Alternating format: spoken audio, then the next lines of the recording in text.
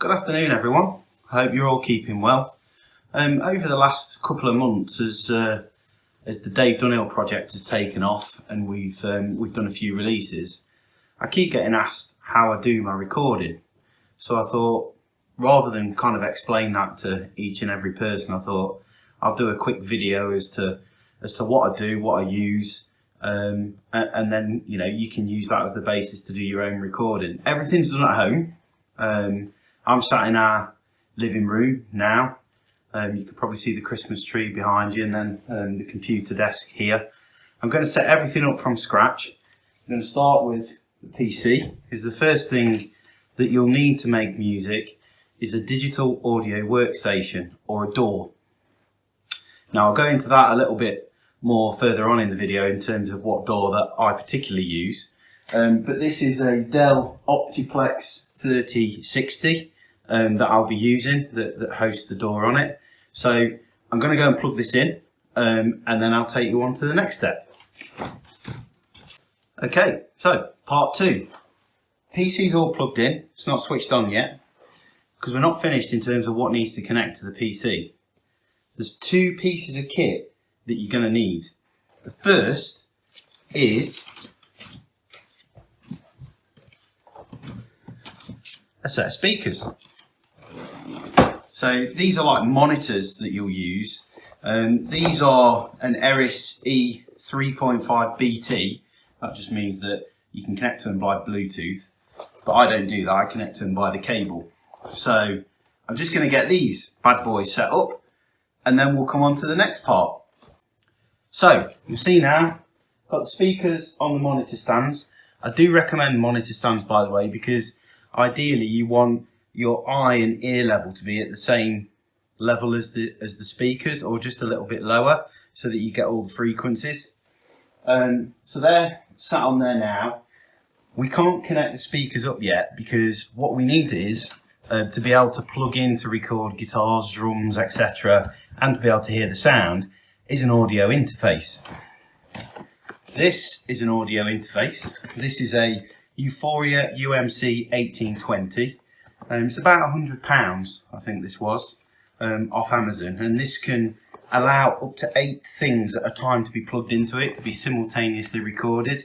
I bought this because I record drums at home, and I mic up the drums using multiple sockets. So it's a good piece of kit, this, and it's relatively cheap, so I do recommend this. All of the other kit, by the way, is cheap kit.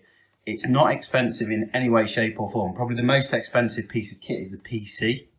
They're roughly around £400 to £500, and there's a fairly decent monitor there. That cost about £100. So the costs do stack up, but you can do it even cheaper than that. You can get 1 or 2 port audio interfaces if you're only doing guitar and some vocals. So it's entirely up to you. This is, it's just a guide as to what I do. So I'm going to set this up. This will connect to the PC by USB, and then we'll connect the speakers into the audio interface. And then we'll come back and look at some more stuff. So we've got PC set up now. You'll see that's just booting up in the background. The other couple of things that I'm going to show you before I talk a little bit more about the DAW is a couple of things that you'll need, really essential to be honest. The first is a set of headphones. These are just like 20 quid DJ headphones that you can pick up off Amazon, eBay, etc. They're not expensive. It's just so that you can hear the clarity on the sound, and obviously when you're recording and you're playing back, obviously you don't want all that to go into your mix. The second thing is you'll need a microphone to record vocals with. Now I use different mics for different things. This is a through Condenser Studio microphone set, so it comes with a bar. It comes with the muffler as well that you put over the mic, or the pop filter, should I say, and there's a desk mount on there as well, so you can actually put this on your desk instead of just having a straight up or a boom stand. That was about £50, I think it was. It's a really good mic, actually. Recommend that. So that's the other thing that you'll need. And then obviously you'll need your guitars and things. I'm going to do a separate video covering the way how I put the recordings together, how I start them off. I tend to do a majority of the music first, then put the vocals on, and then Paul gets involved, putting keyboards, strings, etc. So I'll do a separate video that covers that. But that's kind of the basic stuff that you'll need to be able to record. So, we're all set up now, PC switched on. The DAW is loading up at the moment. The PC's obviously only just turned on, so it's still warming up. That'll probably take a couple of minutes to load up. The DAW that I use is a piece of software called Pro Tools. Now, I did a bit of research and looking at various people that do things on YouTube, and there's a number of DAWs out there that you can use. Appleton, Cubase, Reaper. Pro Tools is typically what they'll use in a studio, and anybody that's doing anything on YouTube is normally done on Pro Tools. So I chose it for that reason, in terms of it's a common platform, so it kind of ticked that box. The other thing from a cost perspective that Pro Tools do that some of the other DAWs don't do is a subscription model. So this costs roughly £30 a month, and you get access to all the maintenance support, the upgrades. Avid, who produce the software, they also send you a number of free plugins through on a regular basis by email. So my recommendation is, if you're going to use this and you're kind of semi-serious about what you're doing, is use Pro Tools. It's used in studios all over the world. It's a fantastic piece of software. The other thing as well is, from a support perspective, I'd never used a DAW before Pro Tools, but you can go anywhere on YouTube and there's so many different videos of how to do this, that and the other.